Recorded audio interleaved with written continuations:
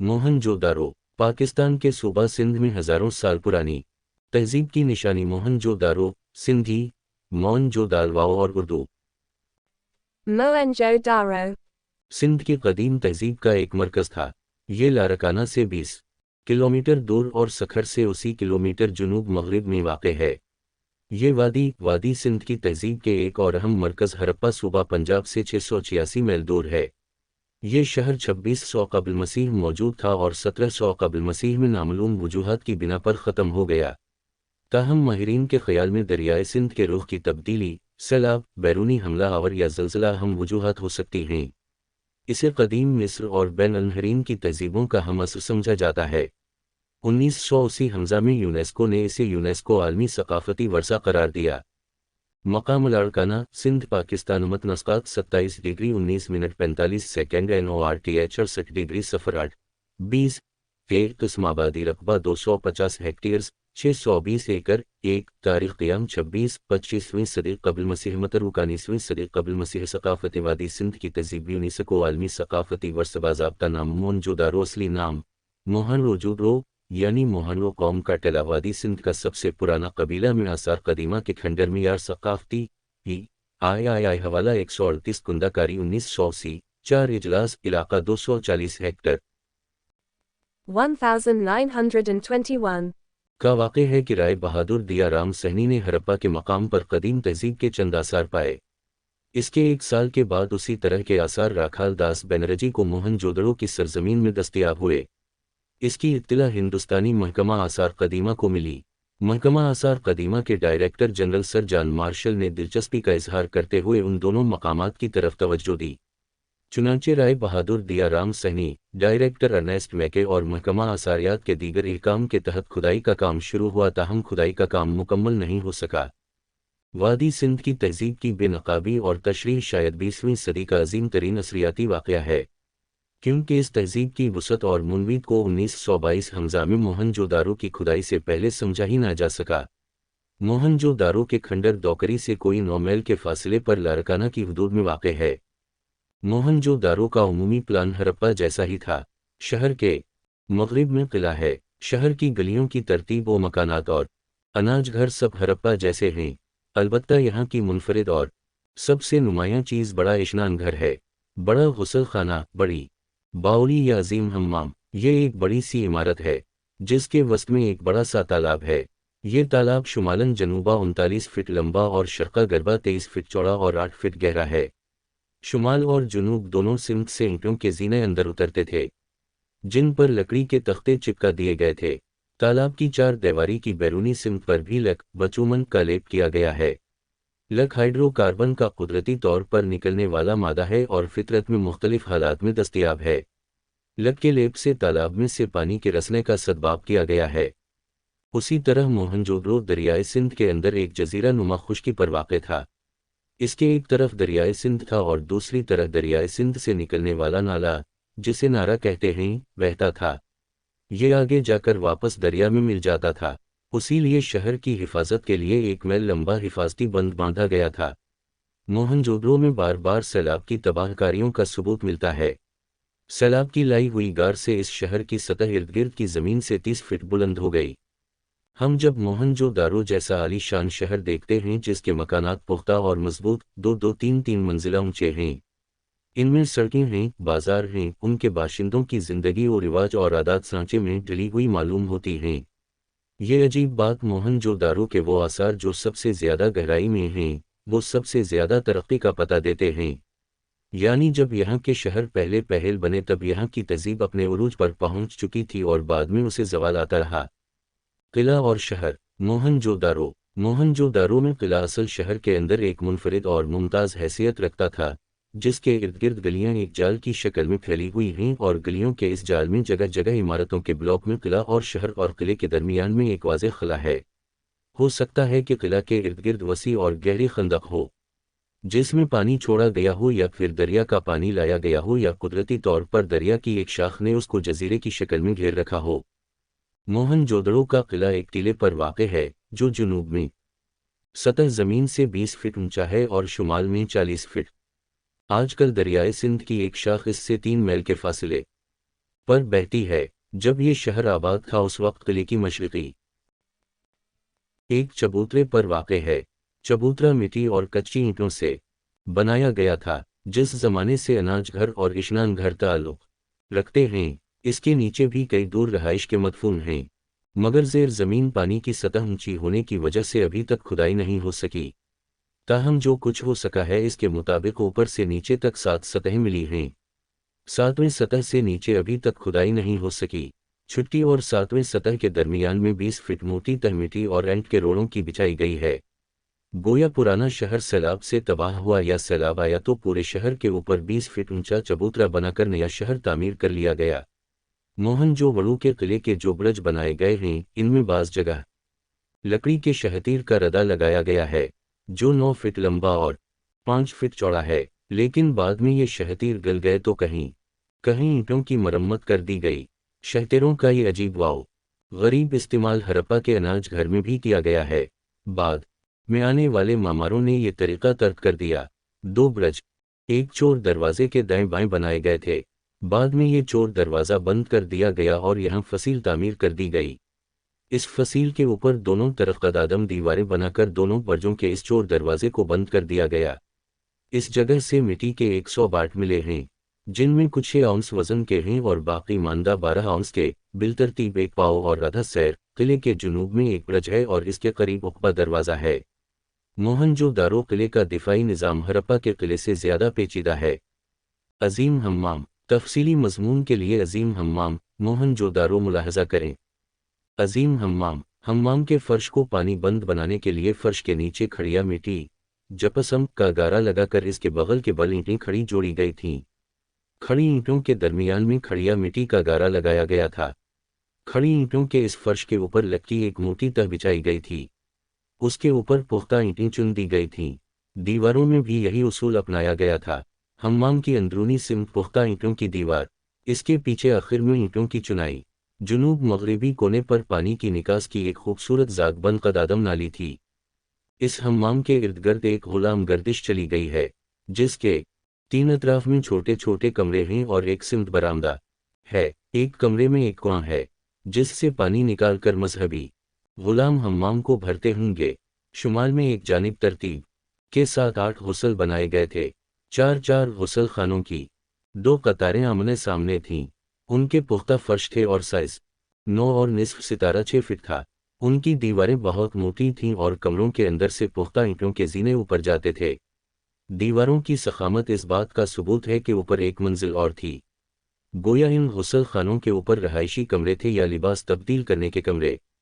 हो सकता है कि पचारी ऊपर रहते होंगे और नीचे के गुसल खाने उनके ज़ेर इस्तेमाल होंगे, जबकि अवाम तालाब में गुसल करते होंगे। माहिरीन आसार का ख्याल है ये गुसल खाने साहब इक़्तिदार मजहबी पेशवाओं के कब्ज़े में था और अवामी से ज़्यादा सरकारी इशनान घर मालूम होता था। की दीवारें 4 फीट मोटी हैं। इसका दरवाज़ा जुनूब की तरफ से है, जिसमें 2 मुतवाज़ी सीढ़ियाँ ऊपर चढ़ती हैं, जो मरकज़ में आकर मिल जाती हैं। दरवाज़ा बहुत बड़ा है। इस इमारत के अंदर सहन में ईंटों का एक दायरा तामीर किया गया है, जिसका अंदरूनी कतर 4 फीट है। माहिरीन आसार का ख्याल है कि ये किसी दरख्त के गर्द हिफाजती हिसार है।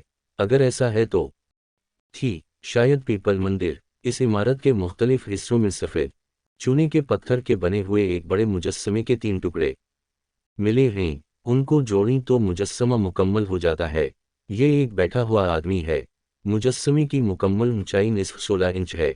इस दाढ़ी है मगर मूछें मंडी हुई हैं। बाल इकट्ठे करके सर के पीछे उनका जोड़ा बनाया हुआ है और एक बारीक मेंढी गोंद कर सर के इर्द गिर्द बांधी गई है, जो आगे माथे के ऊपर से गुजरती है। अगर मेंढी नहीं तो कपड़े की बारीक पिटी है जो बांधी गई है।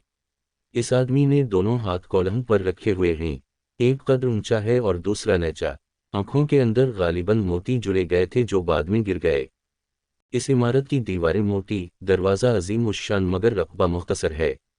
हो सकता है सहन में मौजूदा मददर हिसार के अंदर यही मुजस्समा रखा हो। मुजस्समे का सर गोल हिसार के करीब ही से मिला है। बहरहाल कुछ कहा नहीं जा सकता है। मोहनजोदड़ो में एक और इमारत पर मंदिर होने का शुबाह किया गया है। उसकी बैरूनी दीवारें निस्फ 4 फीट मोटी है और 8-10 फीट ऊंचाई महफूज मिली है। इसके अंदर कुछ ईंटों के चबूतरे बने हुए हैं। ये या तो उनके ऊपर सुतून तामीर किए गए थे जिन पर कोई ज़बरदस्त इमारत खड़ी थी, या फिर उनका दूसरा कोई मकसद भी हो सकता है। इमारत के वसत में सहन है जो 23 सितारा 19 फीट साइज का है। दो छोटे सहन इस बड़े सहन के शुमाल और जुनूब में हैं। जुनूबी सहन में एक कुआं है। एक निहायत दिलचस्प इमारत शहर के शुमाल मगरिबी कोने पर है। इसमें आमने सामने दो कतारों में छोटे छोटे कमरे हैं जिनकी तादाद 16 है। इन 16 कमरों में से हर एक के पीछे एक अंदरूनी कमरा है। गोया कल 24 कमरे हैं। हर बैरूनी कमरे के मुकाबले में अंदरूनी कमरे का रकबा दुगना है। 16 कमरों में से हर एक में एक कोने में पानी का खड़ा बनाया गया है। दीवार में पानी की निकासी के सुराख हैं। सर मार्टिमर व्हीलर और दूसरे माहिरीन का ख्याल है अंदरूनी कमरा बेडरूम था। लगता है ये गुलामों की बैरकें थीं। पहले इस इमारत पर मंदिर का शुबाह किया गया था, मगर ये बहुत बड़ी है तो फिर इन बैरकों का गुलामों की रहाइश गाह होना और भी यकीनी हो जाता है। इन बैरकों दीवारें बहुत पतली हैं। इसका मतलब है ये एक मंजिला थीं। उनके पास एक कुआं है। शहर का कुछ हिस्सा अभी तक खोदा गया, खास तौर पर बुद्ध स्तूपा जिनका तुम खड़ा है। हो सकता है कि इसके नीचे कुछ ऐसी अहम इमारतें या ज़्यादा अहम मवाद मिल जाए जो हमारे इल्म में इजाफा करे। बहरहाल इसकी खुदाई ज़रूरी है। किला के अंदर रहायशी घर भी मिले हैं। किला, इशनान घर, कॉलेज और बड़े हाल के पेश नज़र रखें तो ये यकीन करना मुश्किल नहीं रहता कि ये शहर या तो मजहबी मरकज़ था या दारुल हुकूमत या दोनों। इज्तिमाई गुस्ल के बाद में भी इस इलाके के लोगों का समाजी और मजहबी ज़िंदगी का रहा है। हर शहर में चंद ऐसी बावलियाँ बनी होती थीं जिनमें लोग मजहबी फरीज़ा के तौर पर निहाते। बावली ऐसे कुएं या तालाब को कहते हैं जिसमें ज़िना उतरता हो। मोहनजोदड़ो का अजीम इशनान घर भी अपने वस्त में एक वसी अरीज़ बावली रखता था। मोहनजोदड़ो के किले के मशरक़ी जानिब पहले तो काफ़ी सारी जगह खाली है जहाँ किसी आबादी के आसार नहीं। यहाँ गालिबन दरियाए सिंध का कोई शाख बहती होगी या नहर बनाई गई होगी। इससे फिर आगे टीले हैं जिनके नीचे तामीरात के आसार मिले हैं। या तो ये भी रहायशी इलाका था, और अगर नहीं तो कम अज़ कम यहाँ दरिया से हिफाजत के लिए बड़े बड़े पुख्ता ईंटों के पुश्ते बनाए गए थे और उनसे सीढ़ियाँ नीचे दरिया की मौजूदा सतह तक उतरी चली जाती होंगी। रहायशी मकानात। असल शहर मोहनजोदड़ो एक ही साइज़ के मुस्ततील ब्लॉकों पर मुश्तमिल था। हर ब्लॉक शुमालन जनूबा 1200 फीट और शर्क़ा गरबा 800 फीट था। इसके अंदर छोटी गलियाँ कायमा ज़ाविया पर एक दूसरे को काटती थीं। इस तरह के 6-7 ब्लॉक अब तक खोद कर निकाले गए हैं। अगर खुदाई मुकम्मल कर ली जाए तो शायद 1 मील का पूरा शहर बरामद हो जाए, जिसमें 12 रहायशी ब्लॉक होंगे। किला मगरिबी जानिब का मरकज़ी ब्लॉक होगा। बड़ी गलियां 30 फीट चौड़ी हैं। छुए गलियां कहीं कहीं से खमीदा कर दी गई हैं ताकि आंधी की सूरत में गलियों में हवा का जोर टूट जाए। ये उम्मूमन 5 से 10 फीट चौड़ी हैं। घरों के दरवाजे बड़ी गलियों या गुजरगाहों में नहीं खिलते थे बल्कि बगल बंद गलियों में खिलते थे। खिड़कियों का रिवाज ना होने के बराबर था। कहीं कहीं खिड़कियां थीं तो उनमें पुख्ता जालियां लगाकर इसमें से हाथ पांव या सर निकालने का रास्ता बंद कर दिया गया था। बालाई तबकात की औरतें किसी कस्म के पर्दे की पाबंद होंगी। घर की चादर और चारदीवारी में मुक़ीद रहती होंगी। मोहनजोदड़ो में एक घर मुकम्मल तौर पर महफूज है। इसमें दाएं जानिब सबसे ऊपर का घर, जिसके अंदर 5 फीट चौड़ी बड़ी बगली गली में घर का दरवाज़ा है जो एक डेवरी में खुलता है। इसमें दरवाजे के एन सामने एक छोटा सा कमरा चौकीदार या नौकर के लिए है। दाएं जानिब एक और दरवाज़ा है जो एक मुख्तसर गलियारे में खुलता है। गलियारे में दाएं जानिब एक कमरा है जिसमें कुआं है और सामने चंद कदम चलकर सहन आ जाता है। सहन 33 मुरब्बा फीट है। सहन पहले खिला हुआ था, फिर इसके कुछ हिस्से में छत डाल दी गई। कुआं वाले कमरे में एक ज़ात बंद महराबी रास्ता बराबर के कमरे में खुलता है जो पुख्ता फर्श का गुस्ल खाना है। गुस्ल खाने से अगले कमरे के नीचे से पुख्ता मिट्टी का पाइप गुजरता है। उसी तरह दूसरी जगह भी ऐसा ही ज़मीन दोज़ पाइप बिछाया गया है। घर की दीवारें मोटी हैं, जिसका मतलब है दूसरी मंजिल भी होगी। पुख्ता ईंटों का जीना ऊपर जाता है। गलियारे में सहन से दाखिल होने के बजाय बाएं जानिब दरवाजे में दाखिल हूं तो एक बरामदा है जो बाएं जानिब जाता है, फिर दाएं जानिब मुड़ जाता है। यहाँ एक कमरे में दाखिल होते हैं जहाँ ताक बने हुए हैं। गालिबन यहाँ वो बुत रखे जाते होंगे जिनकी पूजा की जाती होगी। अगर ये गुमान दुरुस्त है तो फिर ये पूजा इनफिरादी रंग रखती और इज्तिमाई इबादत खाने इसलिए कहीं नहीं मिले। बाज़ घरों में कमरों में के अंदर ईंटों से खड्डी बनी हुई है। جس میں سوراخ دار برتن ہے جو خمدار راستے سے زمین دوز نالی سے ملحق ہے۔ یہ فلیش سسٹم لیٹرین ہے۔ خمدار راستے کے باعث برتن میں پانی کھڑا رہتا تھا، مگر بعض گھروں میں سیدھا فلیش ہو جاتا تھا۔ گھر سے گندے پانی کے نکاس کے لیے دیوار میں سوراخ بنایا جاتا تھا اور باہر زمین دوز نالیوں کے ذریعے غلاظت شہر سے باہر چلی جاتی تھی۔ اصل شہر موہن جو وڑو ایک ہی سائز کے مستطیل بلاکوں پر۔ شہری منصوبہ بندی۔ موہن جو وڑو کے مقابلے میں میسوپوٹیمیا میں شہر کا نقشہ ہے۔ اس میں سارا شہر ایک بڑی گلی سے پھوٹتا ہے جو ٹیڑھی میڑھی گھومتی ہوئی جاتی ہے۔ گلیوں کا بے ترتیب یا گولائی میں ہونا خودرو گاؤں کی خصوصیت، جبکہ قائمہ الزاویہ پر کاٹتی ہوئی ترتیب دار گلیاں منصوبہ سے بنائے ہوئے شہر کی خاصیت ہوتی ہے۔ شہر اور گاؤں کے درمیان میں ایک واضح فرق۔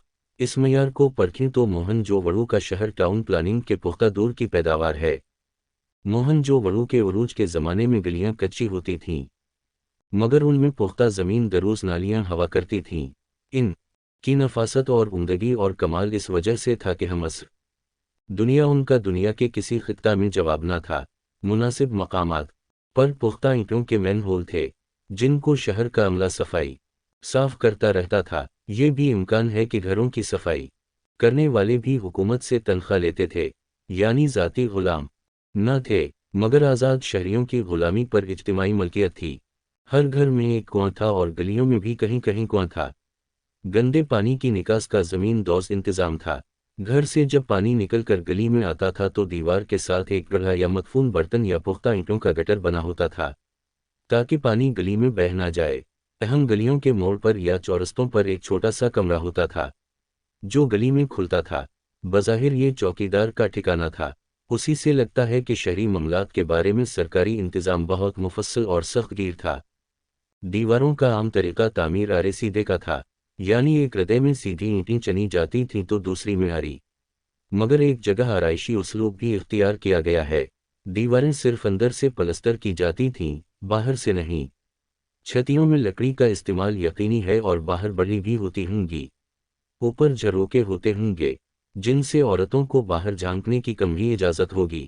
تعمیراتی جمالیات ساری لکڑی سے وابستہ تھی یا شاید کوئی رنگ و روغن یا تصویریں ہوتی ہوں گی۔ اینٹوں سے کوئی جمالیاتی کام نہیں لیا گیا۔ اس شہر کے مکانات کا جائزہ لیں تو محسوس ہوتا ہے کہ امیر اور غریب کے گھر بھی تھے۔ امیر گھروں سے پہلے صحن ہوتا تھا جس کا راستہ بڑی گلی میں نہیں بلکہ بغلی گلی کھلتا تھا۔ گھر میں داخل ہوتے ہی ایک چوکیدار کے بیٹھنے کی جگہ ہوتی تھی۔ اس کے بعد صحن تھا اور صحن کے اطراف میں چھوٹے بڑے کمرے ہوتے تھے۔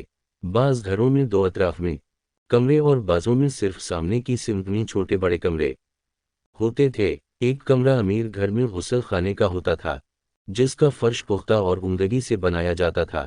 غلاظت کے اخراج کے لیے ہر گھر میں زمین دوز نالیاں بنی ہوتی تھیں جو باہر گلیوں کی بڑی نالیوں سے جا ملتی تھی۔ اس کے علاوہ گھر کے کوڑا کرکٹ کی صفائی کے لیے دیوار میں ایک سوراخ ہوتا تھا جس سے باہر کوڑا پھینکا جاتا تھا اور باہر اس سوراخ کے نیچے اینٹوں کی کچرا پیٹی بنی ہوتی تھی۔ یقیناً یہاں سے شہر سرکاری عملہ صفائی اس کچرے کو لے جاتا ہوگا۔ چونکہ یہ ایک دریائی تہذیب تھی اس لیے صفائی کی طرف زیادہ رجحان تھا۔ جہاں پانی وافر ہو وہاں نہانا دھونا اور صفائی کے کاموں میں پانی کے استعمال میں کنجوسی کی ضرورت نہیں، جیسا کہ صحرائی تمدن میں ہوتا ہے۔ امیر گھروں میں کنویں تو تھے لیکن نسبتاً غریب گھروں کے لیے پبلک کنویں بھی تھے۔ پبلک کنویں پر پانی پلانے کی سبیلیں بنی ہوتی تھیں۔ یہ بھی ظاہر ہوتا ہے کہ کم از کم 3 دفعہ سیلاب آیا جس میں پورا شہر غرق ہو گیا اور پھر بعد میں اس کے اوپر دوبارہ بسایا گیا۔ ہر بار جب نیا شہر بنا تو اس کا فن تعمیر زوال کا شکار ہوا۔ تہذیب اور معیار زندگی اور خوشحالی میں انحطاط پیدا ہوا۔ زوال پر آمادہ شہر کو آخر میں حملہ آوروں نے برباد کر دیا۔ یوری گنگوفسکی کا خیال ہے کہ موہنجودڑو کی آبادی 1 لاکھ سے کم نہ تھی۔ موہنجو وڑو میں پہلی آبادی سے لے کر آخری تک شہر کا نقشہ جن کا تم وہی رہا۔ مکانوں کا گلی میں کھلنے راستہ اور بغلی گلیاں سب اپنی جگہ بار بار بنتی رہیں۔ اس سے پگٹ نے یہ نتیجہ نکالا ہے کہ ان تمام برسوں میں یا تو ہوا تو بھی قدیم روایات بغیر کسی گڑبڑ کے منوگن منتقل ہوتی رہی ہیں اور ایسا مذہبی تسلسل کے ذریعے ممکن ہوا ہوگا۔ ظاہر ہے کہ پیداواری آلات ذرائع اور نظام معیشت میں تبدیلی نہیں ہوتی ہوگی۔ ملکی قوانین مذہبی عقائد کی شکل میں رائج ہوں گے۔ نہ سماج میں واضح ترقی ہوگی، نہ عقائد بدلے ہوں گے۔ شہر کے مغربی کنارے پر ایک بڑا قلعہ ہے جو تقریباً مستطیل شکل کا ہے، جس کا طول گز ہے۔ قلعہ 30 فٹ اونچے چبوترے پر بنایا گیا ہے۔ اس چبوترے کے گرد پکی اینٹوں کی مضبوط دیوار ہے اور اس کا پیٹ کچی اینٹوں سے بھرا گیا ہے۔ اس قلعے کے اندر بڑے بڑے ہال کمرے ہیں، بڑے بڑے دروازے اور چبوترے ہیں۔ قلعے کے باہر شہر کے مکانات ہیں اور غلاموں کے کوارٹر ہیں، ان کے پاس گندم پیسنے کے فرش بنے ہیں اور ان کے آگے عظیم اناج گھر ہے۔ بڑی گلیاں زاویہ قائمہ پر مڑتی تھیں اور ان میں سے باقاعدہ سیدھی گلیاں اور کوچے نکلتے تھے۔ شہر میں کسی جگہ کھلے میدان، پارک یا باغات نہ تھے۔ گھروں کے اندرونی نقشہ ہر دور میں بدل جاتے تھے لیکن کنواں وہی رہتا تھا۔ اس کے اوپر مزید گول دیوار کھڑی جاتی تھی۔ چنانچہ اب کنواں کھود کر نکالے ہیں تو وہ 20 سے 30 فٹ اونچے کھڑے ہیں۔ نظام حکومت۔ موہن جو وڑو میں کل 9 رہائشی پورتیں نکالی گئیں۔ ان میں کئی جگہ سیلاب کی تباہ کاریوں کا ثبوت ملتا ہے لیکن ان متفرق ادوار کی مادی ثقافت میں ذرا فرق نہیں ملتا۔ نہ زبان بدلی ہے نہ رسم الخط۔ ایک ایسی زمین پر جس میں زبان نے متعدد شکلیں اختیار کی ہیں اور رسم الخط بار بار یکسر تبدیل ہوا ہے، اس میں ایک ہی رسم الخط کا تسلسل اس کے ٹھہراؤ کا بڑا ثبوت ہے۔ ایک طرف تو ان کے اکاد اور سومیر سے تعلقات تھے، دوسری طرف 1300 سال تک انہوں نے اکاد اور سومیر سے بدلتے ہوئے سنتی طریقوں سے کچھ نہیں سیکھا۔ اس مطلب ہے کہ ٹھہراؤ کی وجوہات اندرونی اور بہت مضبوط تھیں اور بیرونی اثرات کمزور تھے۔ معلوم ہوتا ہے اس نظام کا ایک انتہائی ترقی یافتہ افسر شاہی مشنری پر مشتمل مذہبی بادشاہت کا نظام تھا۔ لوگ مذہب کو مانتے تھے اور اس مستعد اور ماہرانہ نظام سے مطمئن تھے یا اسے نوشہ تقدیر سمجھ کر راضی برضا تھے۔ ریاست غلاموں سے سرکاری سطح پر اجتماعی مشقت لیتی تھی۔ اس میں جو کا چھڑانا اور گندم کا آٹا پیسنا، جنگلات کی دیکھ بھال، لکڑی کاٹنا اور ملک کے طول و عرض میں پہنچانا، خشت سازی، سرکاری سطح پر تھوک پیداوار کے حساب سے ہوتی تھی۔ اینٹوں کے بھٹے شہر کے قریب نہیں ملے، جس کا مطلب ہے یہ شہر سے بہت دور ہوتے تھے اور ریاستی منصوبہ بندی کے تحت تھے۔ موہن جودڑو کے دور زوال میں برتن پکانے کی بھٹیاں شہر کے اندر گھر میں اور گلی میں ملی ہیں۔ زراعت، بڑی اجناس گندم اور جو تھیں، اس کے علاوہ تل اور مٹر بھی کاشت کیے جاتے تھے۔ کپاس کاشت کا ثبوت موہن جودڑو سے ملا ہے۔ کپاس کے دھاگے سے بنے ایک کپڑے کا ٹکڑا بھی یہیں سے ملا ہے، جس پر سرخ اور مجیٹھی رنگ چڑھایا گیا تھا۔ آج بھی سندھی اجرت کے یہ مخصوص رنگ ہیں۔ اس دور کے سامان تجارت کی ایک نہایت اہم شے کپاس تھی، چاہے وہ روئی کی شکل میں ہوں، دھاگے کی شکل میں ہو یا کپڑے کی شکل میں۔ میسوپوٹیمیا کو یہاں کی کپاس برآمد کی جاتی تھی۔ بکری وہی نفیس اون والی بکری جس سے شالی بنتی ہیں، لہٰذا وادی سندھ میں اونی لباس کا استعمال خارج امکان نہیں۔ تجارت، موہن جودڑو کے مال تجارت میں زرعی اشیاء کے علاوہ مویشیوں کا بھی وافر حصہ تھا۔ ہرپا سے ملنے والی ہڈیوں کی کثیر تعداد سے اس کا ثبوت ملتا ہے۔ ان میں کوہان والا بیل جنہیں سانڈ کہتے ہیں پالتو جانور تھے۔ اس طرح کوہان والا بیل بھی عام تھا۔ اس کے علاوہ دوسرے پالتو جانوروں میں بھینس، بکری، بھیڑ اور سور شامل تھے۔ کتا پالنے اور بلی بھی پالی جاتی تھی۔ گھوڑا اور گدھا بھی اس دور میں پایا جاتا تھا۔ وادی سندھ سے جو چیزیں میسوپوٹیمیا چیزیں جاتی تھیں ان تانبا، ہاتھی دانت، بندر، موتی شامل تھے۔ ہاتھی دانت کی کنگیاں بابلی تحریروں کے مطابق ملوہ سے منگائی جاتی تھیں۔ ملوہ کے بارے میں عام رجحان ہے کہ وہ وادی سندھ کا کوئی شہر تھا۔ کوسامبی کا خیال ہے کہ یہ موہن جودڑو تھا، کیونکہ موہن جودڑو سے ایسی ہی ایک کنگی ملی ہے۔ ان کے علاوہ کپاس، سوتی دھاگا، سوتی کپڑا اور اجرت بھی برآمد ہوتی تھی۔ پہنائی گئی تھی بیٹھنے کا انداز 6 نمبر 1 جیسا ہے۔ 9 کسی جانور کا ٹکڑا جو چونے کے پتھر سے بنایا گیا تھا۔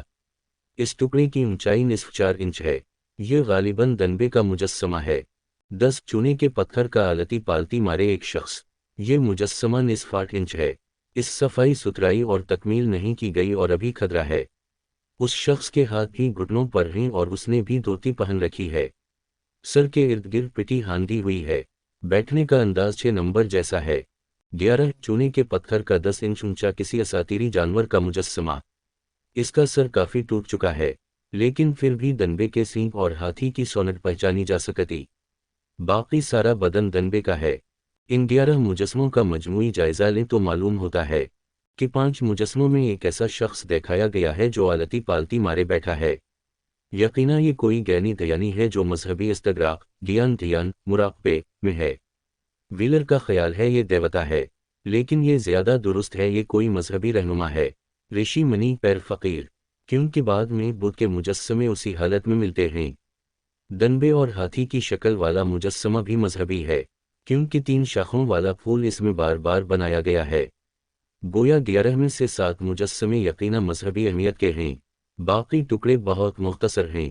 دھاتی مجسمے، ایک موہنجودڑو کی رقاصہ سرزمین پاکستان کے قدیم کاریگروں کی مہارت کا شاہکار ہے۔ یہ مجسمہ آج بھی دنیا بھر میں وادی سندھ کی تہذیب کی علامت بن گیا ہے۔ اس کے پاؤں اور ٹخنے غائب ہیں اور موجودہ حالت میں اس کی اونچائی 2/4 انچ ہے۔ یہ موہنجودڑو میں ایک گھر میں سطح زمین سے 6 فٹ 4 انچ نیچے مدفون ملا تھا۔ یہ ایک کم سن فنکارہ ہے جو خوشی سے چور زیورات میں لدی جام شراب اس کے ہاتھ میں لیے برہنہ رقص کر رہی ہے۔ دایاں ہاتھ اس نے کولہے پر رکھا ہے اور بائیں ہاتھ میں غالباً پیالہ پکڑا ہوا ہے۔ بایاں ہاتھ کندھوں تک چوڑیوں میں چھپا ہوا ہے اور دائیں بازو میں اس نے چند گنگن پہنے ہوئے ہیں۔ اس کی شکل بلوچستان کی قدیم آبادیوں سے ملنے والی مٹی کی مورتیوں میں دکھائی گئی عورتوں جیسی ہے۔ کانسی کا یہ اصل مجسمہ national museum of India Delhi میں ہے۔ 7/8 2 کانسی کا ایک اور چھوٹا سا مجسمہ بھی ہے جو بناوٹ میں معمولی ہے۔ 3 ایک تیسرا مجسمہ ہے جس میں پاؤں نظر آ رہے ہیں جنہوں نے پائل پہن رکھی ہے۔ اس کی بناوٹ عمدہ ہے، ہم قیاس کرنے میں بجانب ہیں کہ موہنجودڑو کی رقاصہ نے بھی پائل پہن رکھی ہوگی۔ 4 3 بیل گاڑیاں بھی ملی ہیں، ایک کے پہیے ہیں جو ٹھوس ہیں، دوسرا پہیوں کے بغیر مگر زیادہ نفیس ہے۔ 5 جہاں کانسی کے 2 بیل ملے ہیں جو بڑی سہولت کے ساتھ ان ٹانگوں میں لگ سکتے ہیں، دونوں بیلوں اور ٹانگوں کے نیچے کانسی کے چلے لگائے گئے ہیں جن میں سے پہی گزارنے کے لیے ڈنڈیاں گزاری جاتی ہوں گی۔ یہ چلے اس بات کا ثبوت ہیں کہ ان بیلوں کا تعلق ایسے ہی ٹانگوں سے ہے۔ یہ پردہ دار ٹانگیں سامان کے لیے نہیں، انسانوں کے سفر کی گاڑیاں ہوں گی۔ مورتیاں، مٹی کی بہت ساری مورتیاں ملی ہیں جن میں انسانی مورتیاں بھی ہیں اور حیوانی مورتیاں بھی۔ ان پر عموماً سرخ رنگ چڑھایا گیا ہے اور بعض پر پالش کی گئی ہے۔ ان کی تفصیل یہ ہے: ایک مرد کی مورتی جس کی داڑھی مونچھیں صاف ہیں، اس کی ناک لمبی، آنکھیں بڑی اور ابھری ہوئی اور تھوڑی نہ ہونے کے برابر ہے۔ ویلر کا خیال ہے کہ یہ سامی النسل مرد کی شکل ہے لیکن یہ مقامی کلی مورتیوں جیسی ہے۔ 2 ایک عورت کی مورت جس نے بال سنوانے کے بعد سر پر تاج پہن رکھا ہے اور ایک مختصر سی دھوتی جو جانگیے سے زیادہ لمبی نہیں ہے پہن رکھی ہے اور گھٹنوں سے کافی اوپر ہی ختم ہو جاتی ہے۔ ایسے نقوش، وضاقت اور لباس والی مورتیاں اکثر مل جاتی ہیں۔ یہ نمائندہ مورتی ہے اور دیوی ماں بھی ہو سکتی ہے، اور یہ بھی ہو سکتا ہے کہ اس کے سر پر جو تاج ہے اسے چراغ کے طور پر استعمال کیا جاتا ہو کیونکہ اس میں دونوں طرف پیالہ نما بناوٹ ہے۔ 3 مٹی کی بہت سی مورتیاں مضحکہ خیز ہیں اور مذہبی مجسموں سے زیادہ کھلونے معلوم ہوتے ہیں۔ ان کا چہرہ تفصیلات سے خالی ہے اور نہایت مضحکہ خیز ہیں۔ اس میں مقامی نقوش کی جھلک دیکھی جا سکتی ہے۔ 4 دیوی ماں کی مورتیاں، ان کی تعداد بہت زیادہ ہے۔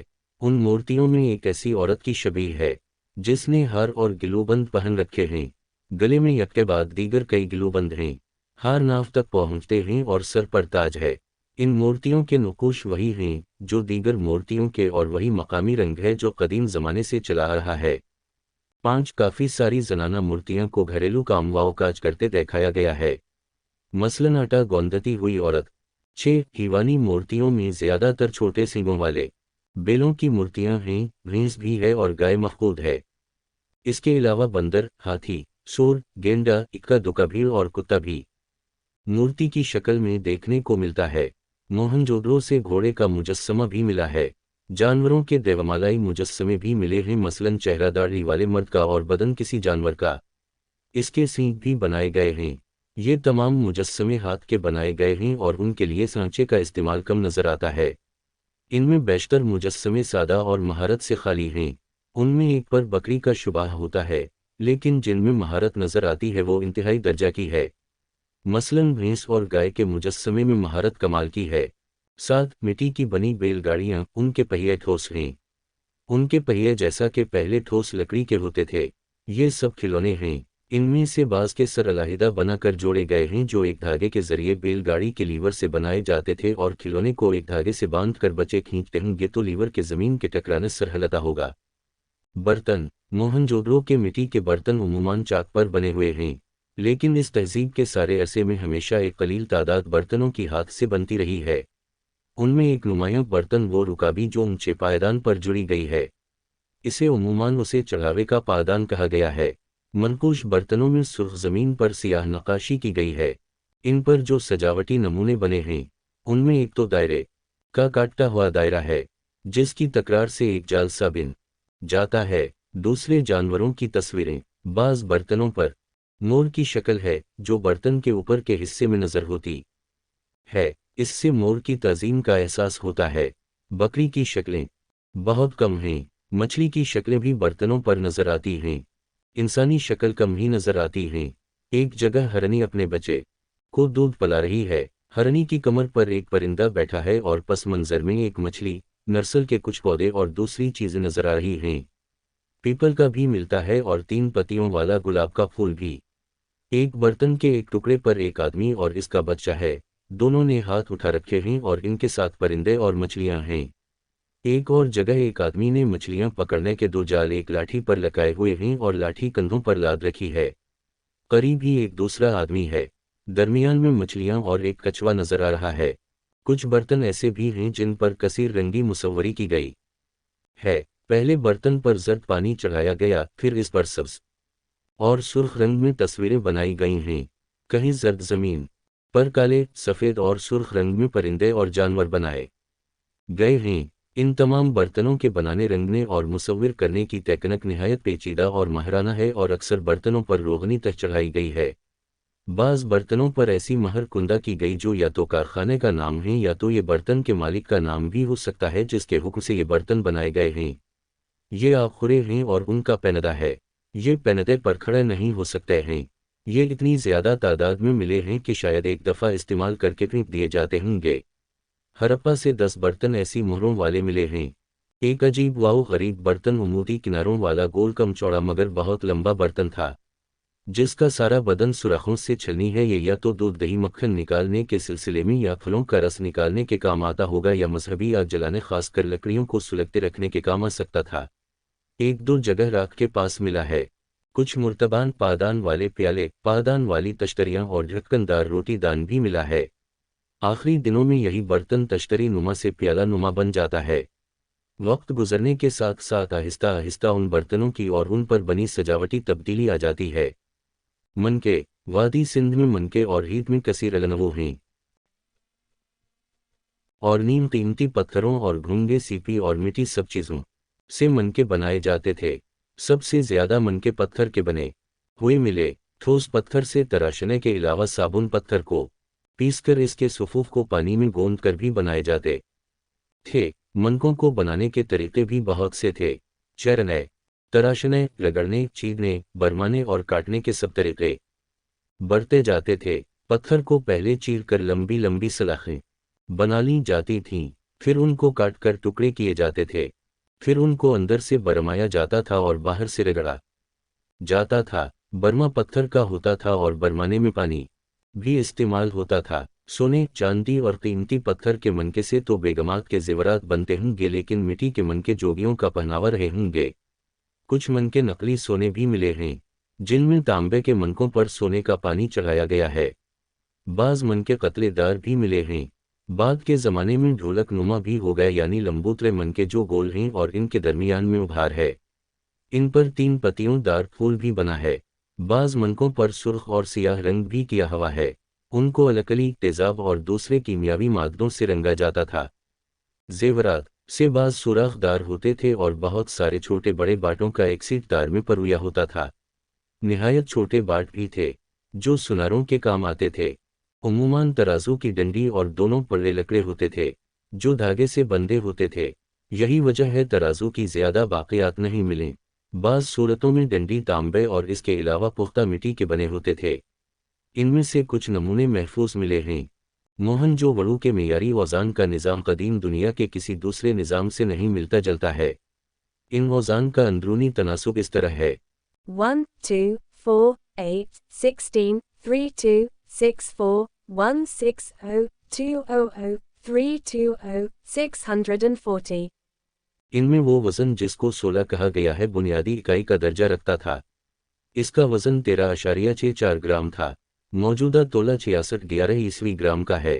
اسے ہم پکا تولہ کہہ سکتے ہیں۔